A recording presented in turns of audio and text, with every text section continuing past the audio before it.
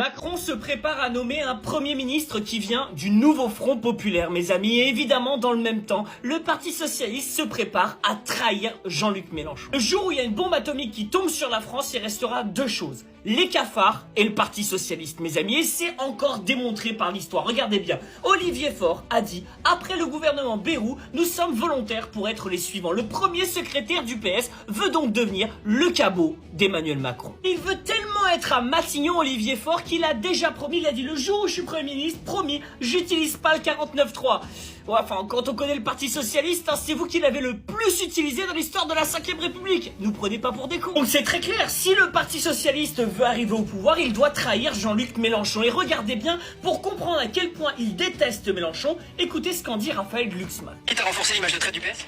Mais quelle image de traître? Enfin, dans mon chat, il y en a plein qui vous diraient que le PS est un parti traître. Traître à quoi? Traître à quoi? Alors, et juste pour répondre à votre question, traître à qui et à quoi? Certains diront au programme du NFP. Alors, ceux qui disent trahison du programme du NFP, dans le programme du NFP, je me souviens, parce que c'est nous qui l'avons poussé et négocié, il y avait le soutien par exemple à l'Ukraine, et à ses frontières, et à son président.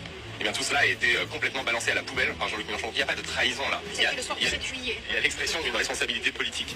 Et ensuite, vous présentez un programme quand vous n'avez pas de majorité. Qu'est-ce que vous faites? Vous êtes obligé de discuter, même pour faire passer une partie simplement de vos idées et de votre programme. C'est le résultat de la démocratie. Il y a une chose à laquelle nous serons jamais traîtres, c'est à la démocratie.